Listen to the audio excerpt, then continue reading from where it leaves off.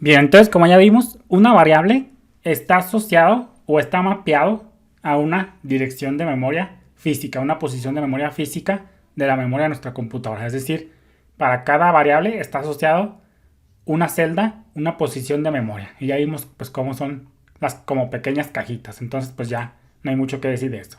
Entonces, algo a tener en cuenta al usar variables, como ya vimos, número uno, que una caja solo puede contener un valor a la vez.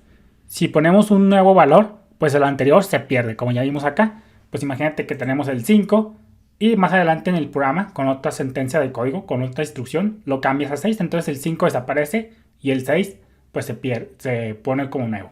Si más adelante la cambias, por ejemplo a 8, ahora el 6 se oculta y ahora se diría básicamente un 8. Entonces, pues a grandes rasgos, así funcionan las memorias. Solamente puedes almacenar un valor a la vez en una variable. También número 2, no debemos asumir o creer que una caja contiene algún valor, al menos que se almacene específicamente un valor en la caja. Es decir, si tú tienes una variable, no asumas tú, quiero que entiendas tú desde ahorita, que no debemos asumir que una caja contiene algún valor, a menos que almacenemos específicamente un valor en la caja.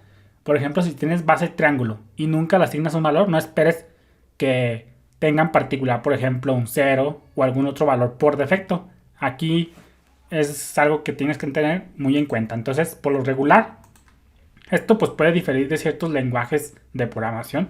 Por ejemplo, en JavaScript, si tú defines una memoria, si tú creas una variable, pues tiene un valor por defecto, pero no en todos los lenguajes pasa así. Entonces aquí te voy a dejar la nota para que la entiendas de una vez. Entonces aquí dije la nota. Una variable pues no va a tener, no acostúmbrate a que no va a tener por defecto un valor como tal, a menos de que tú se lo pongas. No esperes que tenga un 0 o otro valor por defecto. Por ejemplo, una cadena vacía, un string vacío. Siempre por defecto no va a tener ningún valor, a menos de que tú se lo pases. Esto pues como te digo suele variar en diferentes lenguajes de programación, pero lo más sano, como tú que eres un bebé todavía, lo más normal para que entiendas por tu sano conocimiento, para tu sano aprendizaje, acostúmbrate a creer que nunca va a tener un valor por defecto una variable, a menos de que tú se lo pongas. Entonces, esto para que lo consideres. Las variables son una característica común de los programas informáticos, obviamente. Es muy difícil imaginar cómo sería la programación sin ellas.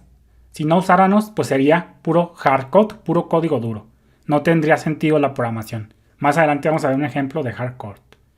En la vida cotidiana utilizamos a menudo variables. Por ejemplo, cuando tramitas tú, por ejemplo, tu credencial de lector o una licencia de conducir, te piden datos, por ejemplo, tu nombre, tu dirección, tu edad, etc.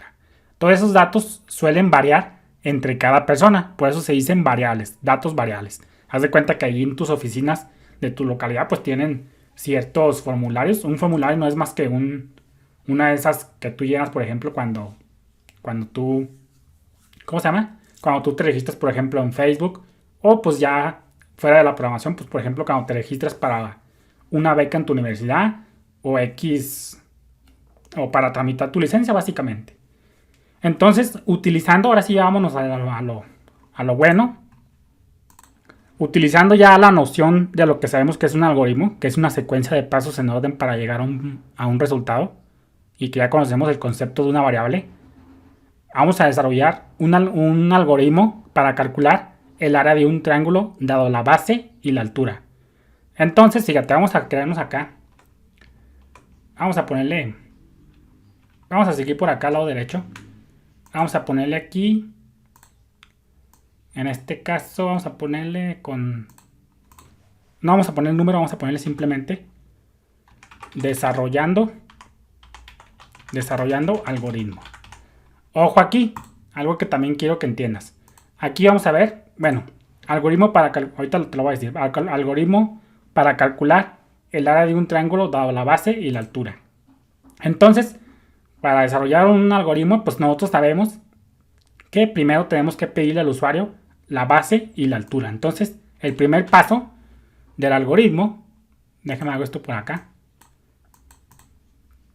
Déjame hago esta cochinada para acá.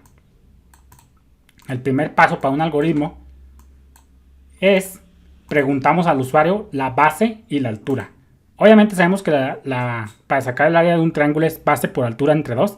No tiene sentido calcular el 2 porque es una constante, es decir, algo que no cambia. No tiene sentido pedirse al usuario porque a él no le importa. Él quiere que le saques el área del triángulo y él no tiene por qué saber que se divide entre 2. Entonces el 2 no se debería de proporcionar porque eso lo podemos poner nosotros en el código, en la fórmula. Entonces el segundo paso es almacenar los valores en nuestra caja variable base triángulo y altura triángulo. Entonces, fíjate. Vamos a copiarnos. Aquí ya tengo todo listo para irme un poco rápido. El segundo paso, almacenamos los valores en la caja variable base triángulo. Base triángulo, triángulo y altura triángulo. Bien, entonces aquí como somos todavía bebés, estamos usando el término variable caja. Para que lo entiendas, pero ya más adelante pues ya vamos a decirle simplemente variable. Ya sabemos que una variable la podemos ver como una caja, que a su vez está mapeada a una dirección de memoria, a una celda de memoria, a una posición de memoria. Entonces, fíjate, sabemos que las variables, pues básicamente, para que no te la compliques y básicamente no hay mucho más que decir, pues una variable sirve para almacenar un solo valor a la vez y para almacenar valores tú puedes meter cualquier valor a una variable para que pueda ser utilizada más adelante. Entonces, por ejemplo, aquí el primer paso, aquí siento que me fui un poco rápido, el primer paso es preguntar al usuario la base y la altura. Obviamente tenemos que, una vez que nos den esa base y esa altura, pues para poder referenciarla más adelante, pues tenemos que guardarla en algún lado. Entonces por ahí pues entran las variables.